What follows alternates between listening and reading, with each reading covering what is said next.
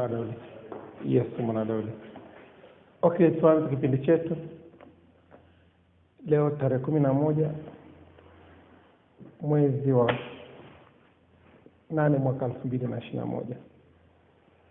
Somo letu la leo linasema nini? The Internet Citizen. The Internet Citizen. Raia wa kwenye mtandao. Raia wa kwenye mtandao. Nataka tuende pamoja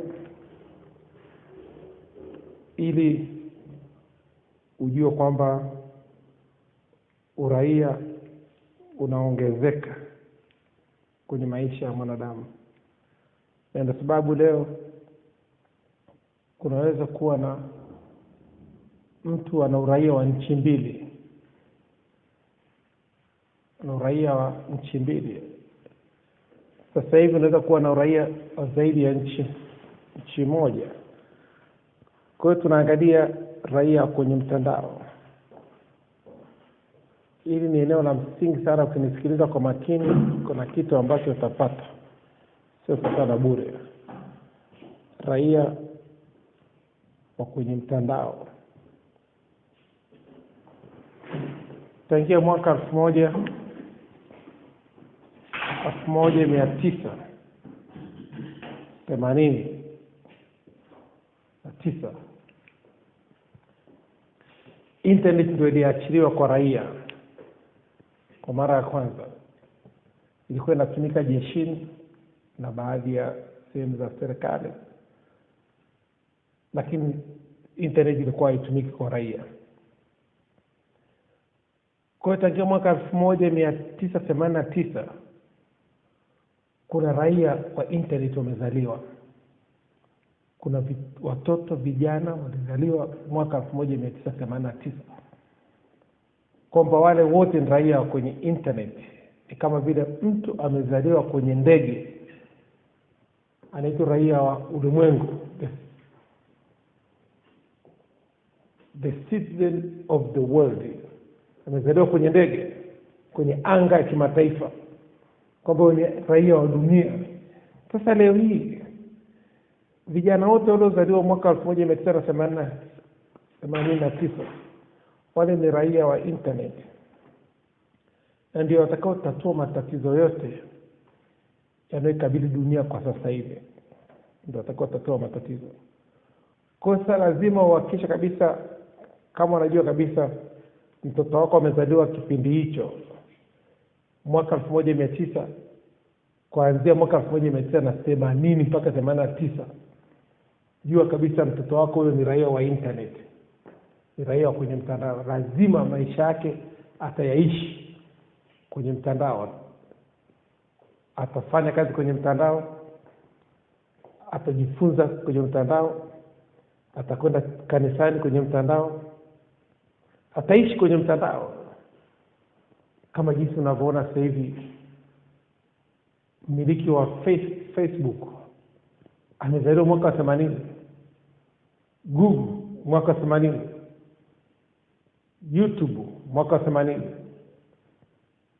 Sasa watu wanazaliwa miaka 80, na ndio sababu leo wanamiliki hivyo vitu, kwa sababu ni raia kwenye mtandao, umezaliwa kipindi hicho.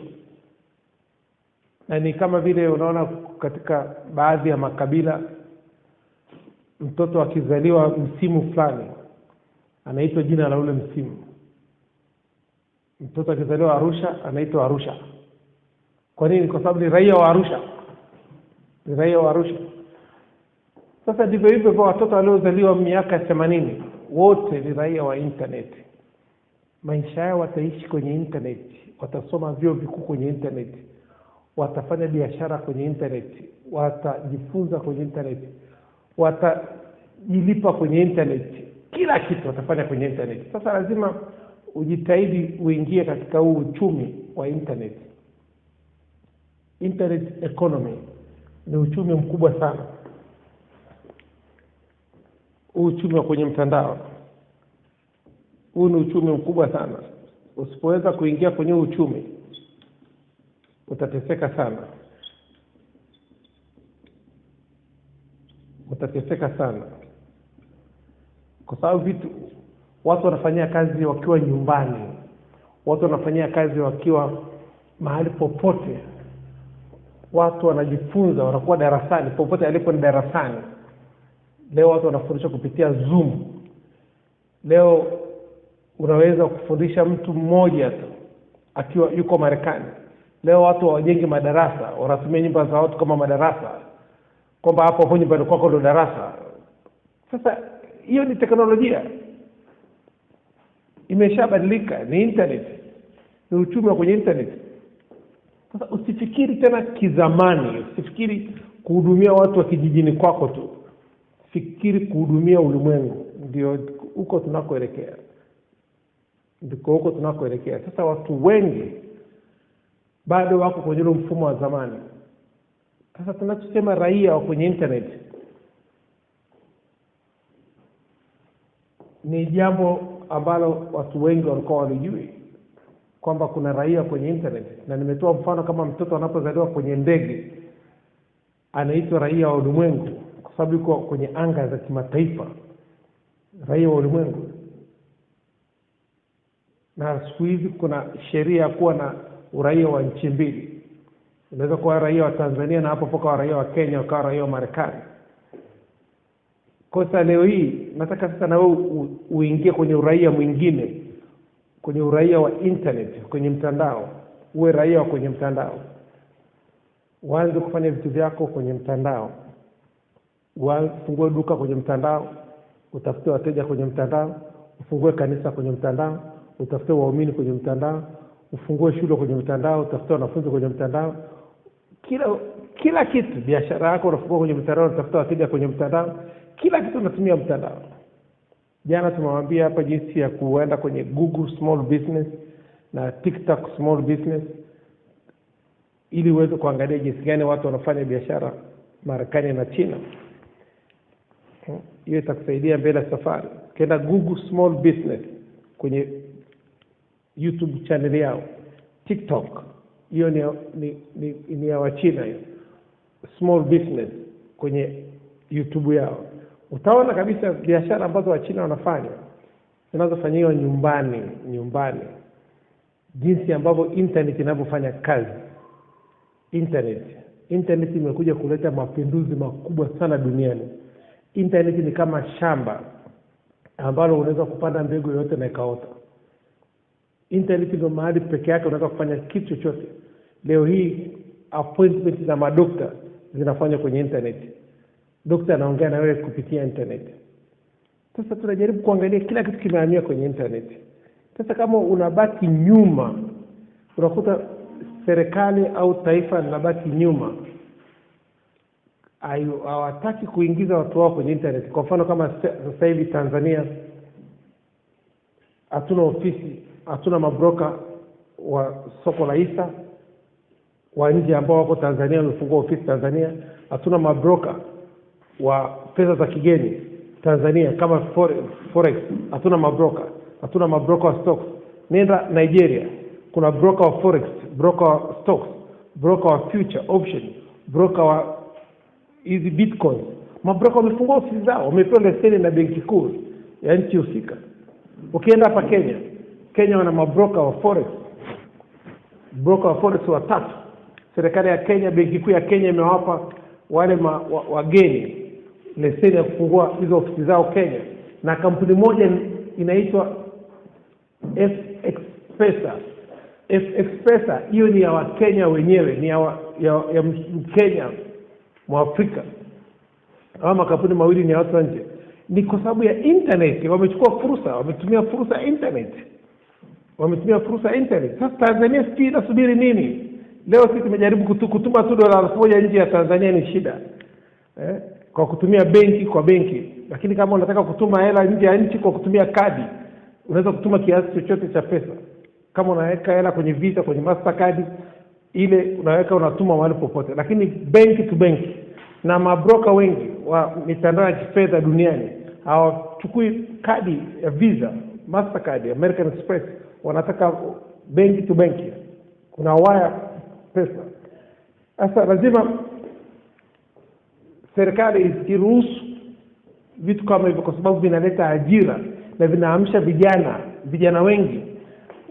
Ukiangalia na makampuni ambayo yamefungua ofisi za forex Kenya, wenyewe wanafanya matangazo Kenya, wanafundisha wa Kenya bure jinsi gani ya kununua pesa za geni na kuuza. Ile sasa vijana wa Kenya wamepata ajira wengi tu. Marekani ndio ajira imekuwa kubwa kwenye ile eneo. Mabroker ni wengi na wanafundisha, wanatoa elimu bure. Kila broker anatoa elimu bure kufundisha ili apate wateja wafungue account kwenye kampuni yao. Sasa lazima tuingie kwenye uraia wa internet. Tusipoingia kwenye uraia wa internet ni ngumu kufanikiwa, kwa sababu kila kitu kimehamia kwenye internet. Kila kitu. Jaribu kuangalia sasa hivi kati ya kompyuta ya mezani na smartphone. Kompyuta ya mezani na smartphone. Sio watu wote wanaweza kuwa na kompyuta ya mezani, lakini kila mtu anaweza kuwa na smartphone. Smartphone ni kompyuta. Sasa leo hii ukiangalia kitu ambacho kinafanyika hapo China, smartphone zimekuwa ndio kompyuta za mkononi. Ndio kompyuta za mkononi ndiko wanakofanyia biashara zote. Leo ukiangalia asilimia kubwa ya Tanzania ambao wana smartphone ni wengi na hawajui wanazifanyia nini. Wamekuwa wateja kuangalia picha za ngono, kusikiliza muziki, kuangalia vitu ambavyo haviwajengi, wanazidi kuharibika. Lakini yakija yale makampuni ya nje yakafungua biashara zao hapa kama broker wa forex, stocks, future, option, bitcoin, blockchain, hizo cryptocurrency zote, wanatoa elimu bure. Wale vijana wanaanza kuona thamani ya simu zao, kwamba hii simu naweza nikaifanyia biashara, naweza nikatengenezea pesa. Lakini tofauti na hapo ni ngumu. Sisi tunakuja kuruhusiwa kufanya hizo biashara, tutakuwa ndio watu wa mwisho duniani. Tutakuwa na watu wa mwisho. Kuna tajiri mmoja aliniambia maneno siku nyingi sana, mwaka wa 90. Aliniambia, siku utakapojua mke wako anatembea na nani, wewe ndio mtu wa mwisho kujua. Watu wote wanajua. Siku utakapojua mke wako anakuchezea mchezo ambao sio mzuri, wewe ndio mtu wa mwisho kujua.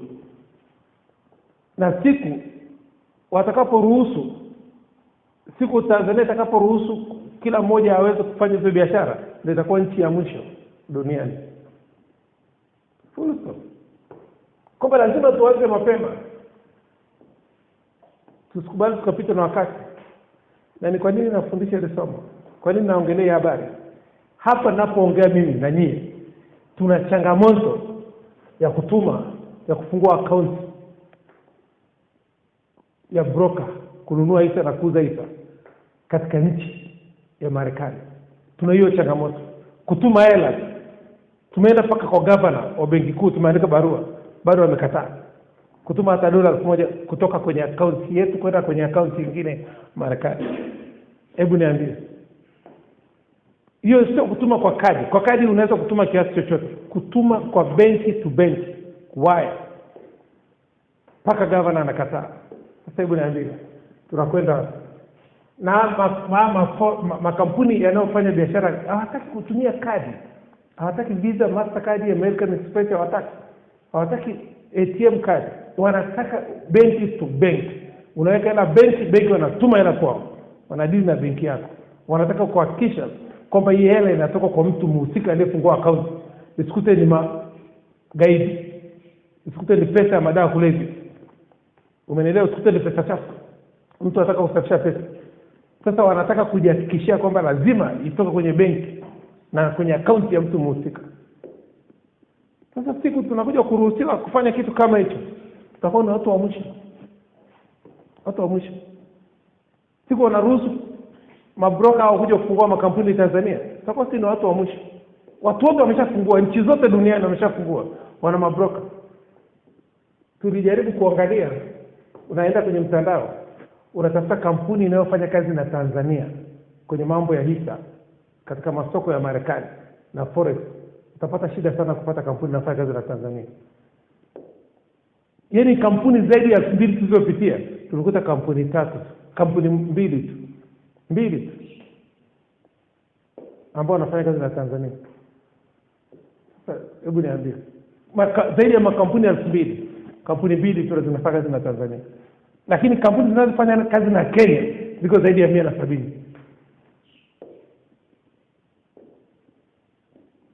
Hebu niambie, kuna shida? Kwa lazima tuingie, tuwe raia wa internet, raia wa mtandao. Tusipokuwa raia wa mtandao tunapitwa na wakati. Na ndio sababu jana tulisema kuwa kuna vipindi vya kwenye redio vinavyotoa site za kuangalia, mitandao kutembelea, watu kujifunza, vijana kujifunza biashara, kazi, huduma, mambo ya ndoa, mambo mbalimbali. Kuna watu ambao hawajui jinsi ya kusearch, jinsi ya kutafuta hivyo vitu, na viko kwenye mtandao. Watu kwenye redio unakuta wana kitengo cha redio, kipindi maalum kabisa cha mtandaoni. Hichi kinaitwa kipindi cha mtandaoni. Tunawapa, leo tunaongelea swala la biashara, kaangalia site. Leo tunaongelea mambo ya forex, mambo ya stocks, mambo ya future option, mambo ya commodities, hizi pesa za kwenye mtandao. Unakuta sasa kila mtu anajua kwamba okay, nikiangalia huko najifunza kitu fulani, nikiangalia huko nitajifunza kitu fulani. Wanaondoka kuangalia vitu vya ajabu kwenye mtandao. Lazima ifike mahali kuanza kukuza akili za watu. Tofauti na hapo ni ngumu. Tutapitwa na wakati sana. Nataka nikuambie kitu kingine. Nikiwa Marekani nilikuwa na site ya kampuni ya utalii. Site yangu ilikuwa na information nyingi sana. Kampuni moja ya Marekani inaitwa Focus Room. Kazi yao ni kutafutia wawekezaji biashara kwenye nchi yote duniani. Basi walipoona site yangu na watu wote wanaofanya biashara utalii East Africa, mimi niliitwa masaa mawili tu wana mkutano na nyie kuwauliza vitu fulani ambavyo wanataka kuvipata kutoka kwenu, kutoka kwenye nchi husika, alafu wanakulipa $300 kwa masaa mawili. Nikaenda mimi nikakaa kwenye kile kikao, tuko na makampuni mengine makubwa ya Marekani wanaouza utalii Tanzania na Kenya na Uganda, East Africa. Tukao tunauliza maswali pale tukajibu, lakini kitu walichosema, walisema ukituma email South Africa saa 8 usiku unajibiwa saa hiyo. Kuna mtu kipiga simu, kuna mtu anapokea saa hiyo. Na Kenya saa 9 usiku ukituma email, ukipiga simu saa hiyo mtu anapokea. Ukipiga simu Tanzania hakuna mtu anapokea. Ukituma email unajibiwa baada ya mwezi mmoja. Ndio maana niliwasikia pale. Niliona hizi kuliko kitu kingine karibu niache na ile shilingi $300 yao. Waliongea vingi sana kuhusu Tanzania ambapo havijakaa vizuri. Na ni wa Marekani hao. Wanakuambia ukipiga simu Tanzania Tourist Board hakuna mtu anapokea. Ukipiga simu Kenya Tourist Board, South Africa Tourist Board, kuna mtu anapokea. Na anajibu saa hiyo unapata huduma saa hiyo. Lakini Tanzania ukituma email Tourist Board inakaa mwezi mmoja na wanajibu, na hii simu hakuna mtu anapokea. Hebu niambie tunakwenda wapi? Kwa hiyo lazima tuangalie tuwe raia wa kwenye mtandao, tuingie kwenye hii generation, kwenye hiki kizazi. Watoto wote waliozaliwa mwaka 1989 ni watoto ambao wamezaliwa kipindi cha internet. Hii ni generation. Wataishi kwenye internet, watasoma kwenye internet, watakula kwenye internet. Hebu jaribu kufikiria, kuna mtu tu amekaa, ukiangalia magari ya aina ya Tesla, magari ambayo hayatumii mafuta. Yale magari hayana engine.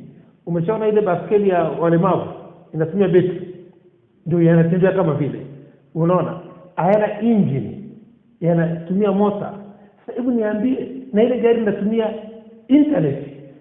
Kila siku asubuhi lazima upate update. Ile gari ni kama smartphone.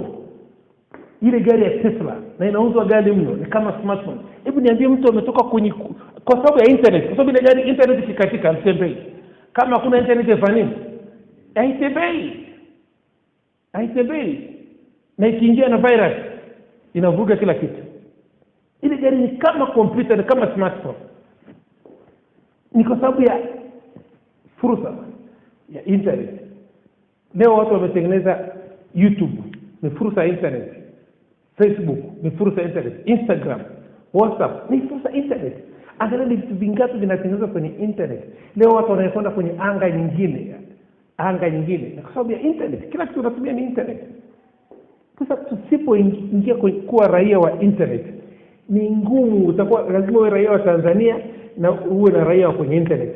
Mungu alisema aliumba mbingu na nchi, akasema kwamba tukatawale ndege wa angani, tukatawale samaki wa baharini, tukatawale kila kitambacho juu ya nchi. Sasa lazima tuangalie hizi aina tatu za uchumi: uchumi wa angani, uchumi wa majini na uchumi wa nchi kavu. Uchumi wa angani ni uchumi wa internet. Kila kitu kinapita hapo kwenye internet. Pesa zote zinapita hapo angani. TV zinapita hapo kwenye anga. Pesa za mabenki, M-Pesa, maredio, mawasiliano yote, internet yote inapita hapo kwenye anga. Sasa huo ni uchumi mkubwa sana. Inabidi raia wako wafundishwe kuwa na uraia wa aina mbili. Unakuwa raia wa Tanzania na unakuwa na raia wa internet. Tofauti na hapo ni ngumu. Na raia wa internet ni raia wa dunia. Ni raia wa nini? Wa dunia, kwa sababu uhudumii kijiji, unahudumia dunia nzima. Ndio eneo ambalo nataka tuliangalie siku ya leo. Kwa sababu tukimisi hizi ni taarifa ambazo lazima tuzifundishe, lazima tuwahabarishe watu. Sio kila mtu anajua kila kitu. Mimi nikipata mafunuo nitasema, na mtu mwingine akipata mafunuo naye atasema. Hivyo hivyo kila mmoja anamchangia mwenzake, achangia mwenzake, tunakuwa. Kwa sababu tunakuwa kwa taarifa tunazozipata. Akili haikui kwa umri, akili inakuwa kwa taarifa unazozipata. Sasa lazima uangalie kwamba sasa hivi ni kitu gani ambacho umemisi. Kama una smartphone, ni kitu gani ambacho hujui utumie smartphone yako ili kuingizia kipato. Utumie simu yako mkononi ili kuingizia kipato. Tunakufundisha uwe na muda tu wa kujifunza. Usiwe ni mtu unayetaka vitu vya overnight vya kutokea haraka. Ukiwa na muda tunakufundisha. Mimi nimetoa miaka 3 kujifunza biashara, kununua hisa na kuuza hisa kupitia njia ya mtandao. Na lazima nitumie internet. Internet ndio kila kitu. Na nimetoa miaka 3 kujifunza. Nimeshamaliza mwaka 1.5, tarehe 30 mwezi huu namaliza mwaka 1.5. Bado na mwaka 1.5 kwenda mbele. Nikimaliza hapo miaka 3 nitakuwa na uwezo wa kutengeneza $100,000 ndani ya masaa 2. $100,000 kwa miaka 3, masaa 19 nakaa kwenye screen ya kompyuta kila siku, masaa 19. Kwa hiyo lazima ujue kwamba kuna gharama ninayolipa. Sio kitu rahisi, lakini lazima nijifunze. Kwa sababu kama unataka kitu, jana nilikuwa namueleza Leonard. Jana nimesikiliza mzee mmoja ameanza kujifunza kununua hisa na kuuza hisa. Ana miaka 51. Unajua ametoa muda gani kujifunza? Kitu ambacho nimemfurahia alichokiongea. Kwa sababu nimetoa miaka 10 mpaka 15 kujifunza. Na ana miaka 51. Miaka 51. Ametoa miaka 10 mpaka miaka 15 kujifunza. Nasema atakuwa professional. Professional. Sasa inabidi mtu akasema kitu ambacho anachoonea vijana wivu ni umri, alafu anasema taarifa zilizoko kwenye internet. Taarifa zilizoko kwenye internet. Anasema kijana yote tu ndani ya miaka 5 kwenye internet anakuwa bilionea. Haijalishi alikuwa anafanya kitu gani, ndani ya miaka 5 anakuwa bilionea. Sasa hebu jiulize, una smartphone, una internet. Njoo tukufundishe nini cha kufanya na smartphone yako. Njoo tukufundishe. Tukuambie nini cha kufanya na hiyo simu yako ya mkononi. Ndani ya miaka 5 unakuwa bilionea. Mimi nimetoa miaka 3. Nakuwa na uwezo kutengeneza $100,000 ndani ya masaa 2. Kama masaa mengine mawili natengeneza $100,000 nyingine. Hizo ni $200,000. Hii account inapokuwa kubwa inaweza kutengeneza $1,000,000 ndani ya masaa 2. Kwamba lazima uangalie yote inatakiwa kujifunza. Kwamba lazima kukaa chini na kufikiri. Watu wanasema hakuna kazi. Watu watafuta kazi serikalini na ana smartphone. Utaendaje kutafuta kazi kwa mwanaume mwingine na una smartphone? Kwa nini utafute kazi? Tafuta mtu akufundisha namna ya kutumia simu yako, utaifanyia nini? Ni kama leo kuna watu walikuwa wana magari hawajui watumie kufanyia nini. Yamekaa huko ndani. Akaja mtu akaanzisha kampuni ya Uber. Yale magari sasa yanatumika kama nini? Kama taxi. Ana gari lakini hajui afanye nini.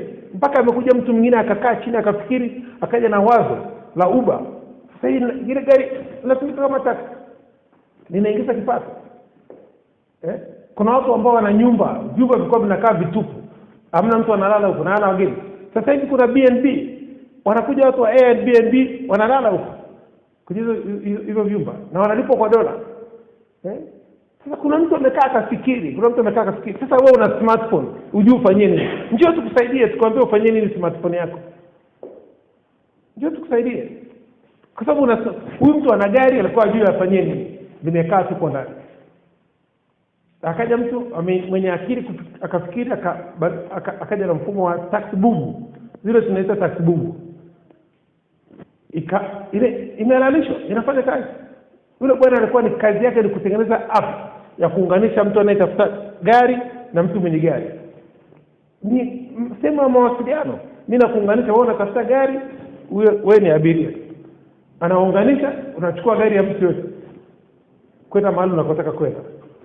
Na sio rahisi mtu kujua umepanda taxi, mtu anajua ni gari lako umepanda. Kumbe hata gari sio lako. Sasa hivi Marekani kuna Uber mpaka Mercedes Benz. Uber, magari ya gari sana, mpaka limousine Uber. Yale magari marefu yale Uber. Sasa mtu alikaa chini akafikiri. Sasa na sisi pia tunakaa tunafikiri, watu watatumiaje simu zao za mkononi? Waache kuangalia picha za ngono, picha chafu, kusikiliza muziki, vitu ambavyo havimjengi. Simu yake yaanze kujizalishia pesa, yaanze kutengenezea kipato. Unakuja tunakufundisha. Tofauti na hapo ni ngumu, kung'ang'ana kunaendelea. Kwa pamoja tutamshukuru Mungu kwa dakika moja, alafu tuendelee na somo letu linalosema raia wa kwenye mtandao, the internet citizen. Baba Jehova, katika jina la uweza la Yesu Kristo Nazareth. Baba Jehova, katika jina la uweza la Yesu Kristo Nazareth.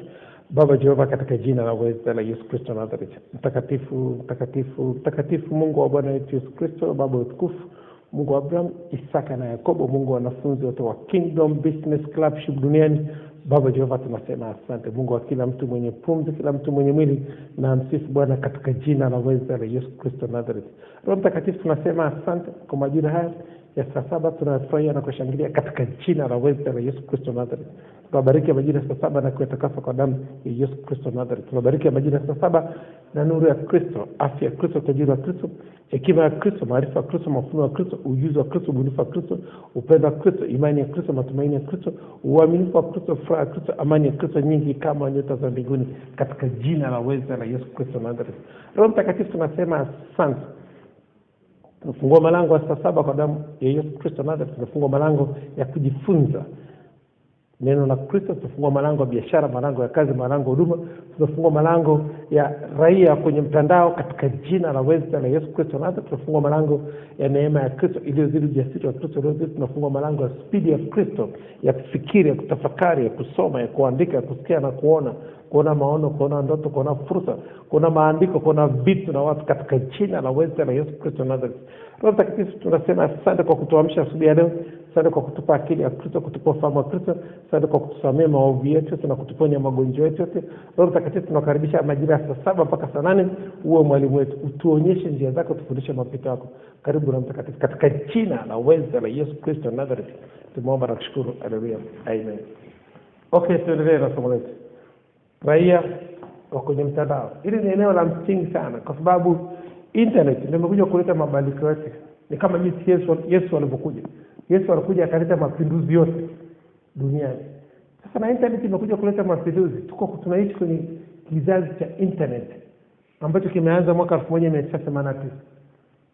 Kwamba tumechelewa, bado tuko tayari, tuko tuna uwezo wa kuingia kwenye hii biashara na tukafanya biashara. Sasa kitu ambacho nataka uangalie ni kama vile mtu aliyelima ngano. Akalima ngano. Kwenye ngano kuna mtu kaja akatengeneza bia. Kweli uongo? Kwenye hiyo ngano akaja mwingine akatengeneza chapati. Kweli uongo? Akaja mwingine akatengeneza mkate. Akaja mwingine akatengeneza donut. Akaja mwingine akatengeneza kalmati. Akaja mwingine akatengeneza sambusa. Akaja mwingine akatengeneza afkeki. Bado akaja mwingine akatengeneza biskuti. Hiyo ngano. Na kwenye internet ndio hivyo. Internet imekuja ni kama ngano. Kuna mtu amekuja ametengeneza simu kupitia internet. Kuna mtu amekuja ametengeneza kompyuta kupitia internet. Kuna mtu amekuja ametengeneza magari yanatumia internet, Tesla. Kuna mtu amekuja ametengeneza vifaa mbalimbali vinatumia nini? Internet. Na mpaka sasa hivi kimuuliza mtu internet inazalishwa wapi, hakuna mtu anajua. Wewe unajua internet inazalishwa wapi? Hakuna mtu anajua. Kuna mtu amekuja ametengeneza mtandao wa simu kupitia internet. Kila kitu. Kwa sababu huyu hapo mahali internet inapotengenezewa, ndio ana siri za kila kitu. Wanaweza kuzima na kuwasha. Internet ni kama gesi, ni kama bomba la maji. Unaweza kuzima na kuwasha. Sasa lazima ukae chini ujiulize, kwenye internet wewe unakuja na nini kwenye internet? Kama kwenye ngano kuna mtu anakuja na mandazi, kuna mtu kaja na vitumbua, kuna mtu kaja na vitu mbalimbali kwenye ngano. Sasa wewe kwenye internet unakuja na nini? Sisi tunakuja na ajira kwenye internet. Unamtumikia Mungu, unakuja kujilipa kwenye internet, kwenye masoko ya internet. Ndio kitu tunachokuja nacho. Tunachofanyia kazi sasa hivi. Unakwenda kumtumikia Mungu, unakuja kujilipa kwenye mtandao. Ndicho kitu ambacho tunachokifanyia kazi. Paka mwaka kesho mwezi wa 4 tutakuwa tumeshakiingiza kwenye majaribio. Na hakuna neno gumu kwa Mungu, hakuna kitu kigumu kwa Mungu. Sasa lazima ukae chini ufikirie, kama internet imekuja hapa kama ngano, na ngano inatengeneza vitu vingi sana. Na internet inatengeneza vitu vingi sana. Ni kitu gani ambacho nakuja nacho wewe kwenye internet? Lazima ukae chini ufikiri. Ni kama maji utayaoga, utakunywa, utafulia, utadekia, utanyeshea. Maji yanafanya kazi nyingi, na internet inafanya kazi nyingi, lakini lazima ubunifu uje. Ubunifu unatakiwa kukaa chini kufikiri ni kitu gani ninachoweza kufanya kitakachofanya kazi kwenye internet. Angalia kama Facebook walikuja kwa sababu kuna internet, Google walikuja kwa sababu kuna internet, YouTube walikuja kwa sababu kuna internet. Ukiangalia makampuni yote ya mitandao, website zimekuja kwa sababu kuna internet, blogs, vitu chungu nzima kwa sababu kuna internet. Sasa unakuta mtu una website, una blog, una hata page ya Facebook, una hata channel ya YouTube, una chochote kwenye internet ambacho kinakutambulisha kwamba wewe ni nani. Unakuta unaangalia vitu vya watu wengine tu, wewe una vya kwako kwenye internet. Wewe kuangalia vitu vya watu wengine miaka 2 alafu sio na cha kwako. Lazima utakuja na cha kwako. Naangalia cha watu wengine ni kama wazungu. Wazungu wanasoma vitabu vya watu wengine, wanaandika vya kwao. Unakuta mzungu anayefundisha mambo ya biashara, yeye mwenyewe afanye biashara. Anajuaje mambo ya biashara? Kasoma kwenye vitabu vya watu wengine, alafu anaandika cha kwake. Na hiyo lazima ifike mahali kwenye internet, soma vya watu wengine, fungua na cha kwako. Changanya na ya kwako pia. Kwa hiyo ni eneo ambalo lazima ulifanyie kazi. Nakumbuka internet ndio chuo kikuu cha akili. Internet ndio chuo kikuu cha akili. Taarifa zote unazipata pale. Ndio chuo kikuu cha akili. Na ndio sababu leo lazima nataka kitu kimoja ambacho uondoke nacho siku ya leo. Kati ya hivi vitu viwili, smartphone,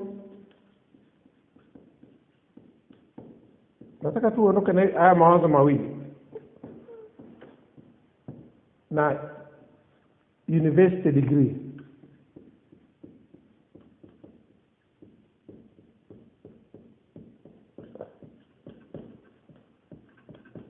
University degree.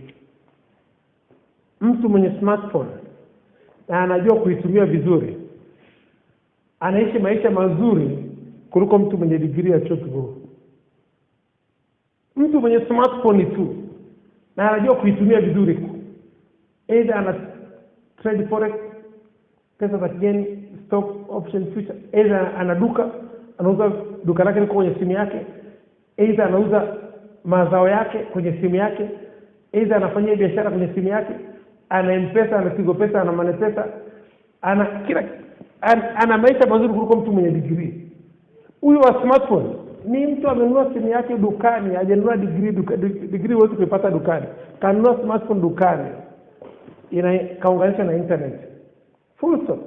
Anafanya vitu vikubwa. Kuna vijana wanatengeneza millions of dollars kupitia forex, kupitia smartphone za mkono kwenye mikono yao. Anaishi maisha mazuri kuliko mtu mwenye degree ya chuo kikuu. Huyu mwenye smartphone kanunua smartphone leo akaanza kujifunza. Ndani ya mwaka mmoja kuna kitu anakijua. Huyu amekaa miaka 19 shuleni. Ana degree, ni doctor, ni engineer, ni professor. Analipwa, anafanya kazi masaa 15 kwa siku. Huyu anafanya kazi masaa 2 kwenye smartphone, anatengeneza pesa nyingi kuliko mwenye degree. Sasa angalia, huko tunakwenda, nani anahitaji degree tena? Watu hawatahitaji degree, watahitaji smartphone. Watahitaji smartphone na internet. Basi hawahitaji degree kwa sababu chuo kikuu cha akili kiko kwenye internet.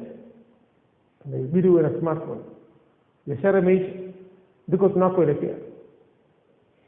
Kuna mtu akiibiwa smartphone anaumia kuliko kuibiwa gari. Akiibiwa smartphone anaumia mno. Simu yake ambayo anatengenezea pesa na muibie gari kuliko muibie smartphone. Kwa sababu ndio chombo chake kikubwa cha kazi. Sasa lazima ukae chini uangalie degree yako ulionayo ya chuo kikuu inakusaidia nini. Na huyu kwa mtu wa darasa la 7 mwenye smartphone anatengeneza pesa nyingi kuliko mtu mwenye degree ya chuo kikuu. Huko tunapoenda kuna mtu atahitaji, watu watakuwa wanahitaji smartphone na degree na internet. Watu wanahitaji degree tena. Mimi hapa naye kufundisha, mimi nimeishia form 3. Mimi na computer na internet. Full stop. Laptop na internet, smartphone na internet.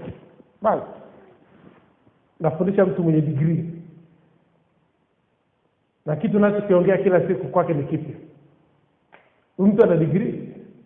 Ni kwa nini? Ni kwa sababu hii ndio shortcut ya kupata hii.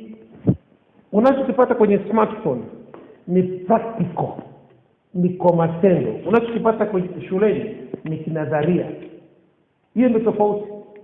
Hii degree imekuja umepata kinadharia, maneno na kuandika. Hii umepata kwa matendo. Kuna video naangalia, kuna matendo unaona watu wanafanya na wanaenda kufanya mazoezi. Hicho kitu. Una practice, una demonstration na demo ya program yoyote ile ambayo unajifunza. Kama ni ya forex, kuna demo, kuna ya stocks, future, kuna demo ya kuendesha gari, kuna demo ya kurusha ndege, helicopter, kuna demo. Kuna tajiri mmoja wa Arusha alipata ajali ya ndege, alijifunza na hiyo demo. Akawa anarusha ndege yake mwenyewe. Hajaenda shule yote, hana leseni yote ya kurusha ndege. Amejifunza tu kupitia simu yake mkononi. Akarusha ndege. Aliambiwa usitue kwenye ndege zaidi ya saa 11. Saa 11 kwa sababu kiwanja hakina taa za runway. Akakosea akatua kabla saa 11, alafu alikuwa amekunywa pombe. Akatua kabla hajafika kwenye uwanja. Ndege ika crash. Lakini yule bwana ni rubani mzuri. Kajifunza kupitia smartphone yake. Anaangalia atumia demo ndio kwenye kompyuta na smartphone, kompyuta yake na smartphone, kompyuta yake laptop na smartphone. Akawa rubani na akanunua ndege yake mwenyewe. Amejifunza na kuendesha ndege kwenye simu. Kwenye simu. Sasa vitu vinawezekana. Unakuta mtu ana smartphone kwa sababu ajue itumiaje. Ajue itumiaje. Alijifunza kuendesha ndege kwenye simu. Kwenye simu kuna kila kitu. Kuna kila kitu. Kwa lazima ukae chini uhakikishe kwamba unachohitaji sio degree, unahitaji smartphone na internet. Vyuo vikuu vyote wanaambia wanafunzi uwe kwenda chuo kikuu kama huna laptop. Uwe na access ya laptop, kompyuta mkononi, alafu uwe na access ya internet. Profesa anakuagiza vitu vya kwenda kufanya research kwenye internet. Kama chuo kikuu unarudisha kwenye internet, kwa nini usianze mwenyewe kwenye internet? Chuo kikuu ndio nakupeleka kwenye nini? Kwenye internet, kufanya research kwenye Google. Kufanya research. Sasa angalia tunakoelekea. Hii ya Google sio ya chuo kikuu. Chuo kikuu unalipia. Lakini unachoenda kujifunza ni cha bure. Ulipii kwenye Google pa nini? Ulipii. Lakini kule chuo kikuu unalipia. Sasa kwa nini unaenda kulipia kitu ambacho unapata bure? usihangaike mwenyewe. Usijiulize wewe ni mkulima ndio wa nini wa viazi, nenda kagugu viazi. Wewe ni mkulima nini wa mahindi, nenda kagugu mahindi. Wewe ni mkulima wa nini wa mboga mboga, nenda kagugu mboga mboga. Utaona wakulima wa nchi. Kuna rafiki yangu mimi anajifunza ufugaji wa sungura. Yaani leo hii ukikaa naye ni kama profesa wa sungura na ameshaanza kufuga sungura, na baada ya miaka 3 unakuja mbele atakuwa na export nyama za sungura kwenda nchi mbalimbali, na ndilo lengo lake. Ukiangalia ameshaanza kununua mbao kwa ajili ya mabati na nyavu za kutengeneza mabanda ya kuweka sungura 10,000. Kuweka sungura ngapi? 10,000. Na anatumia nini? Smartphone. Utakuta kwenye smartphone anaangalia wafugaji wa sungura Mexico, Brazil, Kenya, nchi South Africa, na soko lake liko wapi, na ana Google masoko. Anaona masoko ya sungura jinsi inavyohitajika duniani. Ana Google na masoko kwamba hichi kitu kina masoko, kina uhitajika, kina uhitaji. Ndio unaangalia na makampuni gani ambao wananunua nyama ya sungura, wananunua sungura. Yako makampuni mpaka Kenya, hapa Kenya. Wakija ukiwaona sungura 500 wanashuka sasa hivi hapo kuja kuchukua hizo sungura. Sasa niko ni mtandao tu. Sasa jiulize leo kuna mtu anajifunza mapishi kwenye nini? Kwenye mtandao na smartphone yake. Akitaka kupika chakula ana Google mapishi. Anaangalia leo nipike nini? Anapika kitu fulani. Kama ni chapati, ajui kupika na Google chapati. Anaona mtu anapopika chapati na yeye anafanya vile vile, anatengeneza chapati. Anatumia smartphone, ameweka smartphone mbele yake, anakanda unga wake wa ngano. Anaangalia jinsi ambavyo anavyoelekeza. Sasa kila kitu kiko unajifunza practical kwa matendo, sio huku unaenda kujifunza kinadharia. Unafundishwa geography, unaambiwa kuhusu Amerika, unasoma maneno ya Amerika. Lakini huyu mtu hapa anaona picha za nini? Za Amerika. Mimi watoto wangu nikiwa Marekani nilikuwa nawaambia Google New York street camera, alafu naambia Google mtaa fulani, mtaa ambao mimi nakaa, nakwenda kusimama pale na wapigia simu, naongea, wananiona mimi kwenye wakiwa hapa wananiona, naongea nao. Nikifanya mkono hivi, nikamwambia nafanyaje mkono, anaambia unafunga mkono. Nafanyaje? Na ananiona kila kitu. Kamera za nini? Za barabarani. Wana Google miji mikubwa yote duniani. Ni Ufaransa, Uingereza, street camera. Wanaangalia mitaa ile maarufu yote na kamera za public na zinaonekana kwenye internet. Unaweza kuiona Uingereza, ukaona Ulaya yote, ukaona Japani yote. Kwa unaangalia traffic jam, jinsi gani wa Japani wanaongoza magari barabarani. Unaangalia zile kamera. Kila kitu kinawezekana. Kila kitu kipo ni kwenye simu yako ya mkononi. Kwa hiyo sasa lazima ukae chini uangalie namna gani utakuwa raia kwenye mtandao. Uwe na raia wa nchi mbili, uwe ni raia wa Tanzania na raia kwenye mtandao, kwamba biashara zako zote unazihamisha kwenye mtandao. Biashara zako unazihamisha kwenye mtandao. Tofauti na hapo utakuwa unapita na wakati. Utapita na wakati. Kwa sababu tumeandika hapo Mungu alisema tukatawale samaki wa majini, wa baharini, tukatawale ndege wa angani, tukatawale na kila kinachotambaa juu. Hii ni aina 3 ya uchumi. Sasa uchumi wa kwenye mtandao ni uchumi wa angani, wa kwenye anga. Sasa inawezekani leo hii unaishi kwenye dunia, alafu unasema hauna kazi, hauna biashara, na wakati una simu ya mkononi.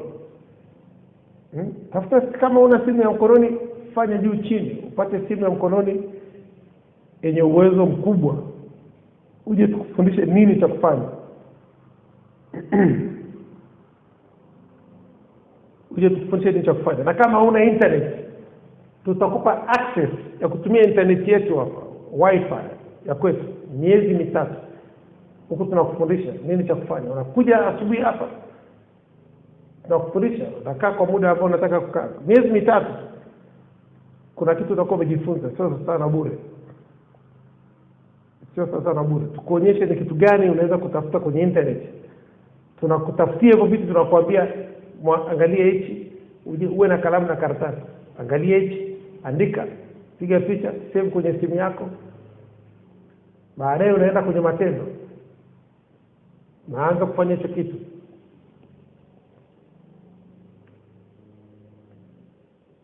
Kuna watu ambao wanajifunza kuwa barista. Umeshasikia neno barista? Barista ni watu wanaotengeneza kahawa ya kunywa kwenye mahoteli makubwa ya kitalii. Ule mchanganyiko wa kahawa. Ule mtu anaitwa nani? Barista. Alafu tunakufundisha kwenye mtandao jinsi ya kutengeneza kahawa.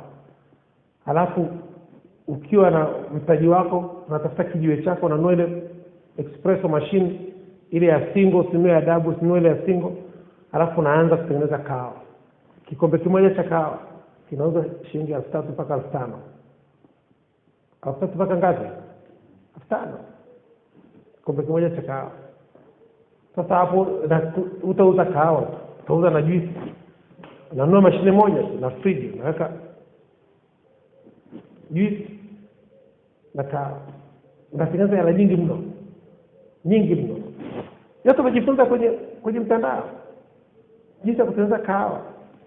Na kahawa inanyoka sehemu yenye jua na sehemu yenye baridi. Kila Dar es Salaam watu wanakunywa kahawa, ukija Arusha watu wanakunywa nini? Kahawa. Unakuwa barista. Ukienda kwenye hoteli yote ya kitalii, wakitaka ukiwaambia kwamba wewe ni barista, unajua wanafanyaje? Au muulizaji mtu cheti. Ni kama ukienda kuomba kazi ya kuendesha gari, dereva, malori, semi-trailer. Ukienda kwenye kampuni yote ya wanaosafirisha mizigo, wanaama semi-trailer, maskani. Unajua wanakuambiaje? Wanaambia gari ile pale, skania. Hebu paki pale kwa reverse. Ukishapaki ndio umeshashinda mtihani. Unapangiwa safari saa hiyo. Tunapo kuna mzigo kwenda kupakia kiwanda fulani, Ungalimited, unakwenda Mwanza. Saa hiyo unaambia ukishafaulu mtihani wake, ni kuambia nini? Gari ile pale, skania ile pale na trailer yake. Unaambia itoe pale, paki hapo kwa reverse. Kwa sababu kuna vitu ambavyo wanajua ni vigumu. Dereva anajua akishaanza kupaki gari kwa reverse, tayari huyu jamaa nani? Ni dereva. Sasa kwenye barista, ukienda kuomba kazi hoteli yote ya kitalii, yule bosi anakuita, anakuambia nitengenezee cappuccino, nitengenezee espresso, nitengenezee coffee latte. Unajua ile majina mjomba lazima ujifunze kwa sababu unajua kuwa tajiri. Majina lazima ujifunze kwa sababu unajua kuwa nini? Tajiri. Ukienda unaagiza coffee latte, espresso, cappuccino. Hizo ni aina za nini? Za kahawa. Kama vile unasema nipe chai ya tangawizi, nipe chai ya rangi, nipe chai ya maziwa. Tuko pamoja. Kwa sasa anakuambia ni mashine hizi hapa, nitengenezee coffee latte. Unatengeneza, anamaliza, anaonja. Nitengenezee cappuccino. Unatengeneza, anaonja. Nitengenezee espresso. Anamaliza, anaonja. Nitengenezee single ya whisky. Kahawa inachanganywa na nini? Na whisky. Single strong. Unatengeneza, anaonja. Anakuambia wewe umeiva. Unataka kuanza kazi lini? Amnaga cheti brother, amnaga nini? Amnaga cheti. Watu wanataka kuona expertise. Ni kama vile unaenda kwenye hoteli yote unasema mimi najua kupika chapati. Wanakupa unga. Wanakuambia unga hapo nini na nini unataka? Hivi vitu hapo tutengeneze chapati. Ukitengeneza chapati, wakiona inafaa, wanakuambia ni sambusa, tengeneze sambusa. Mimi ni mtu ni mpishi wa kutengeneza vitafunio. Wanakupa tukwambia tengeneze sambusa, donut, chapati laini. Wanakupa vitu, wanakuambia hakuna cheti huko, ni practical. Umejifunzia wapi? Kwenye mtandao. Yaani haiwezekani leo, yaani we jifunze nyumbani kwako tu kupika vitafunio kupitia simu. Nunua vitu vyako, unga wako kidogo, kila kitu, fanya mazoezi. Nenda kwenye hoteli yote waambie mimi ni mpishi wa vitafunio. Nenda kwenye mgao wote, wanakupa kazi, wanakwambia niwaoneshe sample. Kwamba wanaambia niwaoneshe sample ya vitafunio unavyotengeneza. Baada ukitengeneza tu wanakwambia tunakutaka wewe. Tunakutaka. Nakumbuka katika kila kampuni mfanyakazi mmoja tu ambaye ni expert anasumbuaga sana kwenye kampuni. Wanatakaga watu wao, na yule mfanyakazi ambaye ni expert atakaje mtu wa kumfundisha. Kwa sababu anajua mtu akimfundisha atachukua nafasi yake. Atakaje mtu wa kumfundisha hata siku moja. Na akiugua siku hiyo hamna kazi, hakuna vitafunio. Inabidi mkanunue vitafunio sehemu nyingine, mje muuze pale. Umeona? Sasa anakuja mtu wa pili ambaye anaajiri wafanyakazi wawili. Huyu akiugua, huyu anafanya kazi. Akileta kiburi, akiondoka, huyu hapa anafanya kazi. Kwamba wataajiri watu wawili kwa sababu ya expertise ulionayo. Kutokana na kile kitu unachokijua wewe. Sasa ni ujasiri brother. Ukisema nataka kujifunza kitu fulani kwa kutumia mtandao, unatakijua. Kwa lazima uwe makini. Ujue kabisa kwamba sasa hivi kitu ambacho nimekiona kupitia internet imewezesha watu kutengeneza pesa za kwenye mtandao. Hicho ndio kitu kingine kikubwa mno. Watu binafsi wametengeneza pesa kwenye nini? Na kwenye mtandao. Leo kumine Bitcoin unahitaji internet. Kumine Bitcoin. Kwa sababu kama una kompyuta ambazo zinaweza kumine Bitcoin, wajamaa wanakupa kazi, wanakupa mine. Una mine Bitcoin, unawapa wao, wanakupa zile password nini kila kitu. Uwe na internet tu ambayo iko strong. High frequency internet. Sasa kama kupitia internet wametengeneza Bitcoin, wametengeneza Ethereum, wametengeneza Libra money, wametengeneza Chinese Bitcoin, Australian Bitcoin, nchi mbalimbali, bado mabenki yanakuja na pesa zao. Kwa sababu ya internet watu wamefika mpaka leo wanatengeneza pesa zinazokubaliwa kwenye serikali ya husika nchi fulani. Chochote ambacho serikali ya Marekani imekikubali kikaingia kwenye mfumo wao, dunia nzima inafanya nini? Inaikubali, kwa sababu dunia nzima inatumia pesa ya Marekani. Bitcoin imekubalika kwenye serikali ya Marekani. Na ni mtu binafsi anatengeneza. Hebu niambie huko tunakwenda. Watu wamefika mahali wanatengeneza magari yanatumia internet. Tesla. Magari yote ambayo yanakuja kuanzia mwaka 2025 yanatumia chip ya simu, internet. Yanatumia battery. Sisi tunatumia battery, kinatumia internet. Yale magari yanatumia internet. Sasa hebu niambie kama tumeshafika mahali kama hapo, wewe unakuja na nini huku duniani? Unakuja kupitia internet. Ni kitu gani ambacho unakuja nacho cha kwako ambacho unafikiri kwamba unaweza kufanya kikaleta historia kwenye dunia?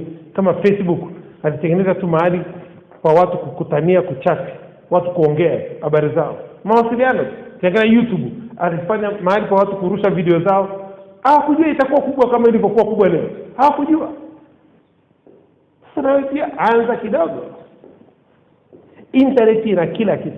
Sisi tunachofikiri sasa hivi na tunachofanyia kazi ni kubadilisha mfumo wa muda kuwa fedha. Na ukishabadilisha mfumo wa muda kuwa fedha, unaenda kumtumikia Mungu. Na ukishamtumikia Mungu unakuja kujilipa kwenye mtandao. Ndicho kitu tunachofanyia kazi sisi sasa hivi kwa kutumia internet. Yaani kwamba tuondoe changamoto ya ajira tunayoondoa duniani.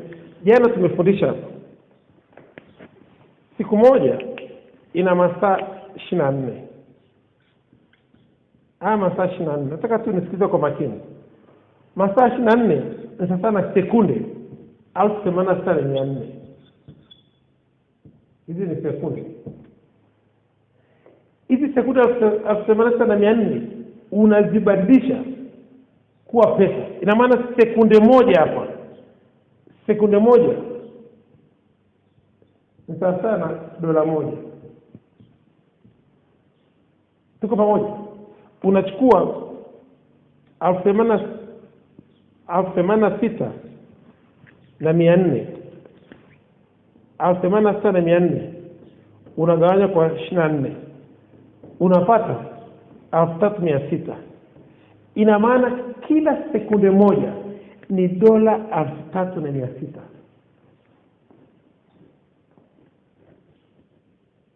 Tuko pamoja? Na kama ukitaka kuweka kwenye hela ya Tanzania, kila sekunde moja ni shilingi $3,600. Ina maana kila mstari moja ukimtumikia Mungu ni shilingi $3,600. Ukimtumikia, ngoja nikuulize, serikali ya Tanzania inalipa shilingi $3,600 kwa mstari mmoja kwa kufanya kazi. Hailipi. Marekani kufanya kazi, serikali ya Marekani, makampuni binafsi wana fight iwe $15 kwa saa. Na wakati kumtumikia Mungu utakuwa ni $3,600. Hebu angalia ni kutoka $15 mpaka $3,000. Alafu kwa masaa utayamaliza, kwa sababu kuna masaa unaenda kulala na kesho unapewa mengine mapya.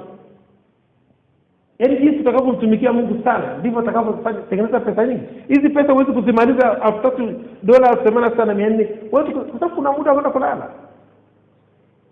Kuna muda wa kulala, unalala masaa 4 5 ulipi wakati umelala. Lakini ukianza kumtumikia Mungu kila siku utakuwa unatengeneza $3,600. Kila mstari mmoja $3,600, na haitakai badilike milele. Kwa sababu sekunde 80,000 na masaa 24 itabakiaga hiyo hiyo. Kumtumikia Mungu itabaki lisali moja milele na milele. $3,600. Kwa hiyo unaamua kumchaji Mungu kwa hela ya Marekani au unamchaji Mungu kwa hela ya Tanzania, unakuwa bilionea. Na ni kitu ambacho tumekifanya hichi miaka yote. Haitakai badilike. Unageuza kila kitu, kiligeuzwa. Na tulipewa uwezo wa kufanya nini? Wa kugeuza. Tulipewa nguvu ya kugeuza maji kuwa damu. Kweli uongo?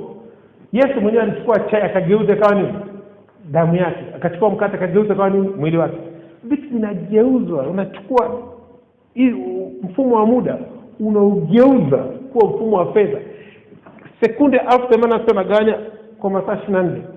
Unapata $3,600. Kwamba kila saa moja shilingi $3,600 au $3,600. Mimi namchaji Mungu kwa dola, nimechagua dola. Sijachagua ile Tanzania nyingi, nimechagua dola. Sababu hapa Tanzania ukitaka kuuza nyumba unauza kwa nini? Kwa dola. Ukitaka kuuza shamba kila mtu anakupigia hesabu ya dola. Hawakupigia hesabu ya hela ya Tanzania. Ukitaka kupangisha nyumba wanakuambia hii nyumba $500 kwa mwezi. Si ndivyo wanasema? $500 kwa mwezi. Hawasemi shilingi hela ya Tanzania. Wanakuambia ni dola. Sasa na mimi kumchaji Mungu na mchaji kwa nini? Vocha ukinunua inauzwa kwa nini? Kwa dola. Kwa sababu vocha ikununuliwa kwa shilingi. Vocha imenunuliwa kwa nini? Kwa dola. Hiyo muda wa maongezi uko walikonunua wamenunua kwa dola. Wanakuja kuuza kwa shilingi, wabadilishe ziwe dola, watume tena kwenda kununua nyingine. Sasa huu ni mfumo ambao tunaushughulikia sasa hivi. Jinsi sasa watu kujilipa. Tumeshafundisha watu kumtumikia Mungu sana. Sasa tunataka kufundisha watu kujilipa. Tuwaoneshe live kwamba unajilipaje, kwamba unajilipaje. Na brother, tumefika mahali pazuri sana. Kwenye utafiti tumefika sehemu nzuri sana. Mungu ni mwema. Tumefika sehemu nzuri sana kwenye utafiti. Hata sasa hivi tuna uwezo wa kujilipa. Sasa hivi tunapoongea tumeongeza muda mpaka kesho mwezi wa 4. Lakini mpaka sasa hivi tunaweza kujilipa kwa kutumia mtandao. Kwa hiyo lazima ukae chini uanze kuangalia wewe ni kitu gani utakachofanya kwenye internet. Utaulizwa, Mungu atakwambia nilete internet. Ni kitu gani ambacho unaweza kufanya kwenye internet? Aidha umehubiri injili kwenye internet, umefungua shule kwenye internet, umefungua duka kwenye internet, umefungua shamba kwenye internet. Unajua unaweza kufungua shamba kwenye internet. Kwa sababu internet ni shamba na ukalima kwenye internet. Uje kuona watu ananunua mbuzi kama Masai, ananunua mbuzi anapeleka kwa Masai mwenzake. Anaambia akizaa wa kwanza na kwako, akizaa wa pili wa kwako. Kwa nini yule jamaa alinunua mbuzi anakaa na mbuzi? Siku akuja kuchukua mbuzi zake, anakuja kuchukua mbuzi kwa 20. Anakuja kuchukua mbuzi aenda kuziweka kwenye boma za kuonekana. Lakini alianza na mbuzi mmoja, alimnunua akamweka kwa ndugu yake. Akamwambia kizaa kwanza ni wako, wa pili wako. Kizaa tena wako, wa pili wako. Hivyo na wale waliozaliwa wakija kuzaa hivyo wanaongezeka. Kwa lazima ukae chini uangalie namna gani soko la hisa lilianzishwa ili kwa sababu ya internet. Kama ulikuwa kuna internet, ingekuwa bado watu wanaandika kwenye makaratasi. Kompyuta zilianzishwa kwa sababu ya nini? Ya internet. Lazima ujue hivi vitu ndugu yangu, vitakusaidia mbele ya safari. Vitakusaidia mbele ya safari. Biashara nyingi zimewekwa kwenye internet. M-Pesa ilitengenezwa kwa sababu ya nini?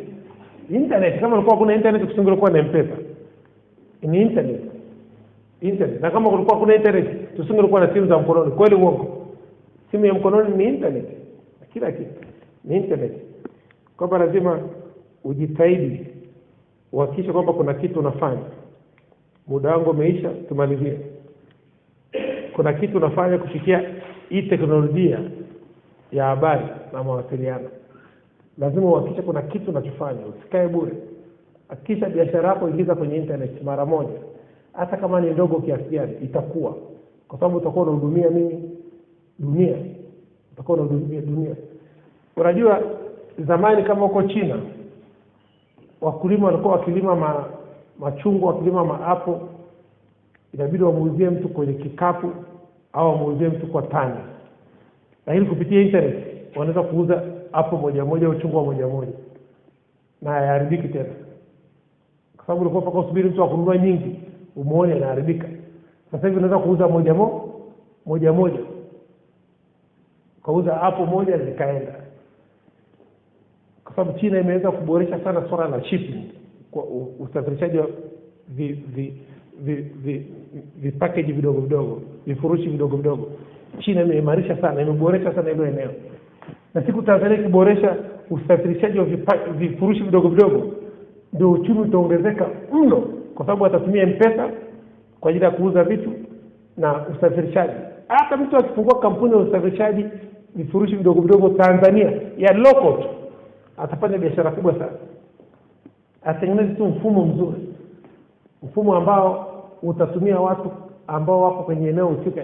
Yaani ukitoka hapo kwenda Mwanza, una train watu wa Mwanza, na mtu anayefungua ofisi ni mtu wa Mwanza. Unakuwa ubia na yule mtu ambaye amefungua ofisi kule. Na sio kwa sababu yule mtu anakaa kwake, anakula kwake, ofisi ni kwake, nyumba ni kwake, kila kitu cha kwake. Na unaenda Dar es Salaam unatafuta kufanya seminar, unapata watu wa namna hiyo ambao wako tayari kufanya kazi na wewe. Vifurushi vikija unavipokea, wewe ndio unavisambaza. Na toyo zinakwenda mara moja. Lazima uwe na toyo 2 au 3 kwa ajili ya kusafisha nini? Mtu kama Dar es Salaam unakuwa na watu kama 4 au 5. Vifurushi vinaenda wilaya mbalimbali, kila wilaya kuna mtu wake anayesafisha nini? Vifurushi. Dar es Salaam kuna wilaya 3, kitu kama hicho. Kwa hiyo sasa lazima ujitahidi uone kabisa kwamba ni kitu gani unaweza kufanya kupitia mtandao wa internet. Na tumetoa mfano, internet ni kama ngano.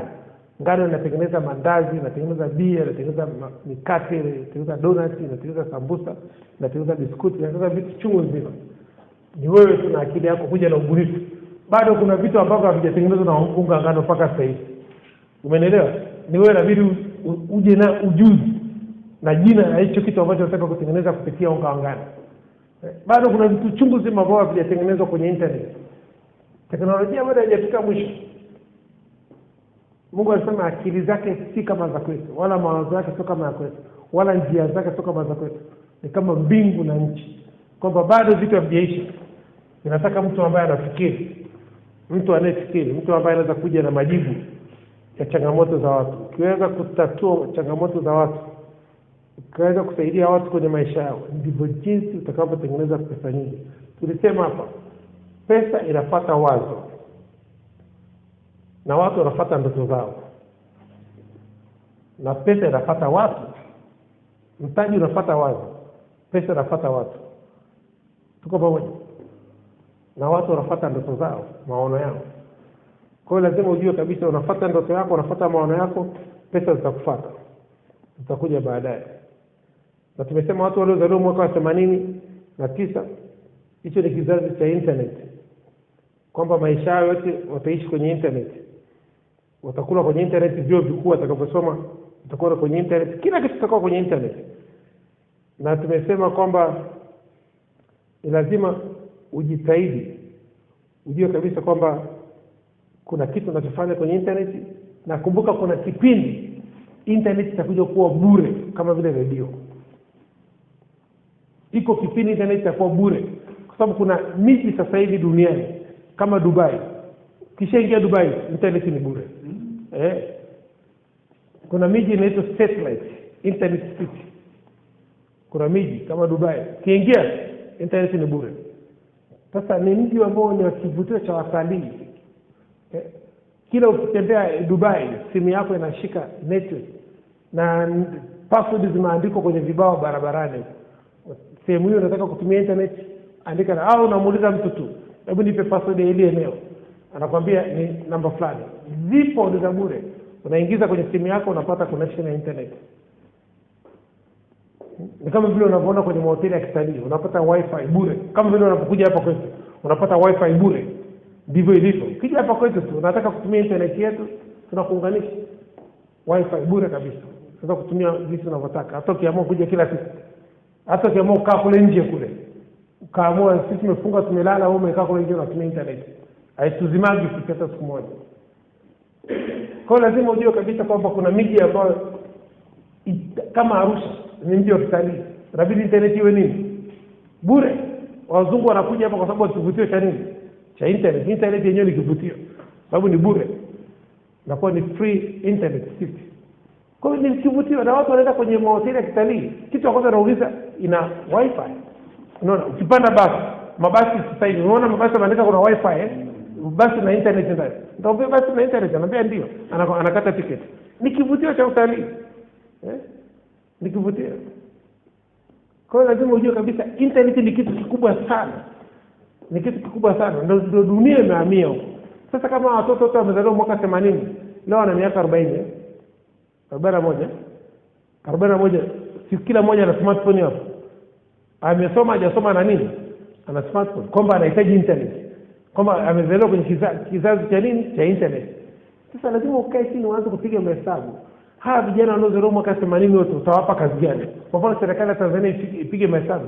Hawa vijana wanaozaliwa mwaka 80 mpaka leo unawapa kazi gani? Hawa inabidi wafungulie kazi kwenye internet. Ufungue fursa za kwenye nini? Za kwenye internet. Fungua masoko ya hisa, forex, stock, option, future, commodities, bitcoin, ethereum, cryptocurrency, blockchain zote. Unafungulia kama unafungulia mbwa. Fungulia vyote hivyo, wao vijana wapate ajira, wajitengenezea ajira kupitia wale wajasiriamali kwenye mtandao. Unafungua ile eneo, hao vijana wote wanapata kazi. Wale wa miaka 80 kwenda kwa nyuma bado wataendelea kufanya kazi zao kama kawaida walikuwa wanafanya zamani. Kwa sababu akili zao zinakuwa ni ngumu kubadilika haraka kuingia kwenye mtandao. Unawaacha waendelee kama zamani. Lakini hichi kizazi kuanzia mwaka 80 mpaka sasa hivi ni kizazi ambacho kinafikiri kwa haraka sana, kinataka kisaidiwe sana kwenye eneo la mtandao. Hawawezi kazi ngumu, unaona wanaweza kazi ngumu hao. Hawawezi kufanya kazi ngumu. Hao tumeshazoea kukliki tu, kufagia kwenye simu zao. Hawawezi kazi ngumu. Sasa wape huru, waachie huru. Fursa na zikuwe maredio yanatangaza kwamba site za kuangalia, site za kujifunza, vitu kama hivyo. Unakuta vijana wanakuwa busy muda wote. Hata ukimwona mahali tutakuta yuko na kalamu na karatasi na simu yake, kuna kitu anafanya, anajifunza. Akili haikui kwa umri, akili inakuwa kwa taarifa unazozipata. Kwa hiyo lazima ujitahidi kukuza akili kwa kiwango hicho, kwa ufahamu. Na wakishajifunza hizo kazi, sisi tunakuja kuwafundisha sasa namna ya kumtumikia Mungu na kujilipa. Kuna kazi ya namna ya kumtumikia Mungu alafu unajilipa. Bisari moja unamtaji Mungu shilingi ngapi? $600. Jinsi akaunti yako inavyozidi kukua, jua kuna hela yako nyingi sana iko mbinguni. Na hela yako ambayo itabaki kama ukifa, unasema naachia urithi watoto wangu au wajukuu zangu. Na wajukuu zako wanapata baraka zako zile hela ambazo baba wao aliacha. Baada ya nakwambia watu kwa Mungu hakuna kinachopotea. Kilicho halali yako atatoa mjukuu wako au atatoa mtoto wako. Daudi akuuliza, jamani, hakuna mtoto yote wa Sauli? Kuna mtoto wa Jonathan? Anasema tumpe. Yaani Daudi anataka kulipa fadhila. Akalitoa mtoto mjukuu wa Sauli. Sasa lazima uangalie ni namna gani unaweza ukaitumia internet, ukawa mjasiriamali wa internet. Ukawa raia wa internet. Ndio unaanza kutengeneza pesa, ndugu yangu. Ukiwa raia wa internet unakuwa mjasiriamali wa nini? wa internet wanaanza kutengeneza pesa, wanaanza kutengeneza ajira pia kwa watu wengine. Kama vile unavyoona Facebook ni mjasiriamali wa internet, Google, YouTube ni mjasiriamali wa internet. Lazima ufikiri ni kitu gani unaweza kutumia kwenye internet, kitu gani unaweza kuzalisha ukakileta kipya kwa kutumia internet. Kama watu wameshabadilisha mpaka magari yanatumia internet, ndugu yangu, tunakwenda ndege zote, kila ndege unayoona inatumia internet.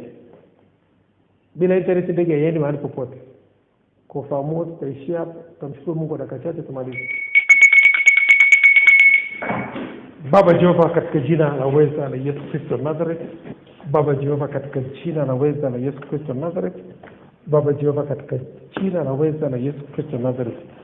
Mtakatifu, mtakatifu, mtakatifu, Mungu wa Bwana wetu Yesu Kristo, Baba utukufu, Mungu wa Abraham, Isaka na Yakobo, Mungu wanafunzi wote wa Kingdom Business Clubship duniani. Baba Jehova, tunasema asante. Mungu wa kila mtu mwenye pumzi, kila mtu mwenye mwili, na msifu Bwana katika jina la uweza la Yesu Kristo Nazareth. Roho Mtakatifu, tunasema asante kwa majira haya ya saa 8 tunafurahia na kushangilia katika jina la uweza la Yesu Kristo Nazareth. Tunabariki majira saa 8 na kuyatakasa kwa damu ya Yesu Kristo Nazareth. Tunabariki majira saa 8 na nuru ya Kristo, afya ya Kristo, utajiri wa Kristo, hekima ya Kristo, maarifa ya Kristo, mafunuo ya Kristo, ujuzi wa Kristo, ubunifu wa Kristo, upendo wa Kristo, imani ya Kristo, matumaini ya Kristo, uaminifu wa Kristo, furaha ya Kristo, amani ya Kristo nyingi kama nyota za mbinguni katika jina la uweza la Yesu Kristo Nazareth. Roho Mtakatifu, tunakushukuru, tunasema asante kwa upendo wako, asante kwa nguvu zako, asante kwa hekima yako iliyo kuliko hekima zote, asante kwa akili yako iliyo kuliko akili zote. Asante Roho Mtakatifu. Tunafungua malango ya saa 8 kwa damu ya Yesu Kristo Nazareth. Tunafungua malango ya kujifunza neno la Kristo, tunafungua malango ya uraia wa internet, tunafungua malango ya uraia wa kwenye mtandao, tunafungua malango ya kazi, malango ya biashara, malango ya huduma, tunafungua malango ya ujasiriamali wa kwenye internet, tunafungua malango ya spidi ya Kristo, ya kufikiri, ya kutafakari, ya kusoma, ya kuandika, ya kufikia na kuona maono, kuona ndoto, kuona fursa, kuona vitu na watu, kuona maandiko, kuona fursa mbalimbali za biashara, kazi na huduma katika jina la uweza la Yesu Kristo Nazareth. Tunafungua malango ya mkate wetu kila siku, tunafungua malango ya kibali cha Kristo mbele ya Mungu na mbele ya wanadamu, tunafungua malango ya neema ya Kristo iliyozidi, ujasiri wa Kristo uliozidi, tunafungua malango ya wanafunzi wa Kristo katika huduma, wateja wa Kristo katika biashara, tunafungua malango ya spidi ya Kristo ya kufanya kazi, ya kufanya biashara, kufanya huduma, tunafungua malango ya afya ya Kristo na nguvu za Kristo, tunafungua malango ya kibali cha Kristo, tunafungua malango ya neema ya Kristo iliyozidi katika jina la uweza la Yesu Kristo Nazareth. Roho Mtakatifu, tunasema asante kwa kutuamsha asubuhi ya leo, kwa kutupa pumzi, kutupa afya, kutupa nguvu, kutupa uzima, kutupa akili ya Kristo, kutupa fahamu ya Kristo, kujitambua. Asante Roho Mtakatifu kwa kutupa matumaini ya Kristo ya siku zetu za baadaye katika jina la uweza la Yesu Kristo Nazareth. Asante Roho Mtakatifu kwa furaha ya Kristo ulioiweka mbele yetu, tumefurahia na kushangilia katika jina la uweza la Yesu Kristo Nazareth. Roho Mtakatifu, tunasema asante. Hakuna kama Jehova, hakuna kama Yesu Kristo Nazareth, hakuna kama Roho Mtakatifu. Roho Mtakatifu ndio Mungu wa miungu, Baba wa baba, mfalme wa wafalme, wewe ndio mwanzo na mwisho. Roho Mtakatifu ndio Mungu uliyefanya mbingu na nchi kwa fahamu zako, kwa hekima yako, kwa maarifa yako. Roho Mtakatifu ndio Mungu uliyetandaza nchi juu ya maji, uliyofanya mianga mikubwa iliyotawala mchana, mwezi na nyota zitawale usiku. Roho Mtakatifu ndio Mungu uliyegawa bahari ya Shamu, ukawavusha wana wa Israeli katikati yake. Roho Mtakatifu ndio Mungu ulioongoza wana wa Israeli jangwani, ukakipa kila kiumbe chakula chake. Roho Mtakatifu ndio Mungu huwa wazaliwa wa kwanza wa Misri, kwa huo wafalme mashuhuri. Roho Mtakatifu ndio Mungu muongoza Yesu Kristo Nazareth jangwani kwa siku 40, akafunga usiku na mchana, akajaribiwa na Ibilisi, akashinda majaribu yote kwa neno la Mungu aliye hai katika jina la uweza la Yesu Kristo Nazareth. Roho Mtakatifu ndio Mungu uliyesema na iwe nuru, na iwe nuru, na ikawa nuru katika jina la uweza la Yesu Kristo Nazareth. Roho Mtakatifu ndio Mungu uliyemfufua Yesu Kristo Nazareth kutoka katika wafu katika jina la uweza la Yesu Kristo Nazareth. Roho Mtakatifu ndio Mungu wa Bwana wetu Yesu Kristo, Baba utukufu wa Abraham, Isaka na Yakobo. Roho Mtakatifu ndio Mungu uliyetusamea maovu yetu, tukatuponya na magonjwa yetu yote.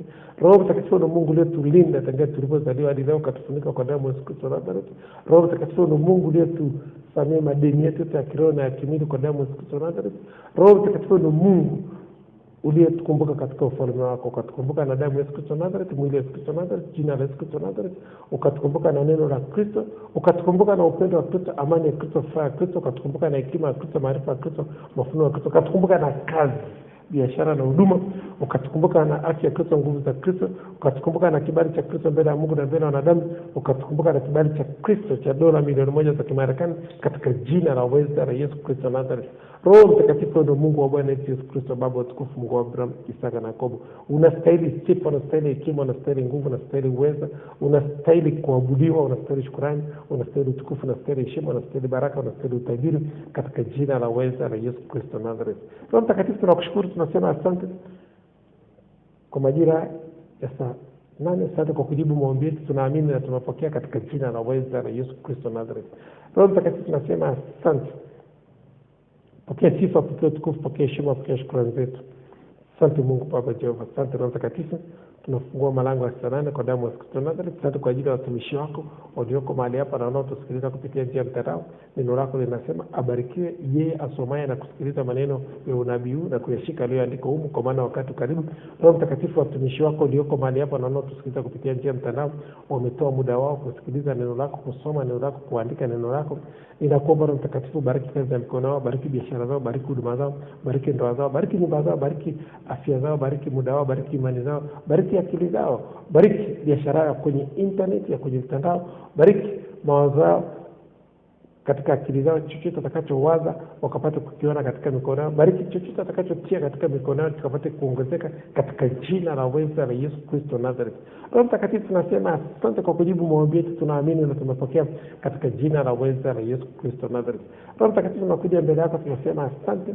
Tunakaribisha tena katika majira ya saa 8 uwe mwalimu wetu. Utuonyeshe njia zako, utufundishe mapito yako, utupe akili ya Kristo tupate ufahamu wa Kristo, utupe akili ya Kristo tupate akili ya Kristo ya kutafuta kwanza ufalme wa Mungu na haki yake, na mengine yote tutazidishiwa. Utupe akili ya Kristo tupate akili ya Kristo ya kuukomboa wakati, kwa maana zamani hizi za uovu. Utupe akili ya Kristo tupate akili ya Kristo ya kuwa raia kwenye mtandao, katika jina la uweza la Yesu Kristo Nazareth. Utupe akili ya Kristo tupate akili ya Kristo ya kutumia mtandao 100% katika jina la uweza la Yesu Kristo Nazareth. Utupe akili ya Kristo tupate akili ya Kristo ya kumtumikia Mungu, kufanya kazi ya Yesu, kazi ya Adam na kazi ya Injili, katika jina la uweza la Yesu Kristo Nazareth. Roho Mtakatifu tunakushukuru, tunasema asante kwa kujibu maombi yetu, tunaamini na tumepokea katika jina la uweza la Yesu Kristo Nazareth. Roho Mtakatifu tunakaribisha tena katika majira saa 8 uwe mwalimu wetu, utuonyeshe njia zako, tufundishe mapito yako. Karibu Roho Mtakatifu, katika jina la uweza la Yesu Kristo Nazareth tunaomba na kushukuru. Haleluya, amen. Tutakwenda kwenye sala ya toba, tutasema Yesu mwana wa Daudi mara 3. Nikisema jina langu Billy Mush, unasema jina lako. Turudia maneno: Yesu mwana wa Daudi, Yesu mwana wa Daudi, Yesu mwana wa Daudi. Mimi Billy Mush, naomba nirehemu, naomba nirehemu, naomba nirehemu. Unisamehe makosa yangu, unisamehe dhambi zangu zote, unisamehe maovu yangu, uniponye na magonjwa yangu, unisafishe kwa damu yako takatifu. Kuanzia leo ninakiri nimekuwa kiumbe kipya, ya kale yamepita.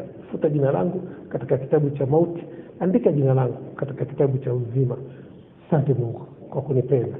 Asante Yesu Kristo Nazareth kwa kuniokoa. Asante Roho Mtakatifu kwa kunifundisha. Asante malaika wa Mungu kwa kunilinda, katika jina la uweza la Yesu Kristo wa Nazareth. Haleluya, amen. Tarudia maneno haya nikisema jina langu bila mwisho, nasema jina lako. Hakika miujiza Kristo, ishara na maajabu zitanifuata mimi bila mwisho siku zote za maisha yangu, nami nitakaa nyumbani mwa Bwana milele na milele. Haleluya, amen. Tajirika na muda, tumia muda kibiashara. Asante Mungu.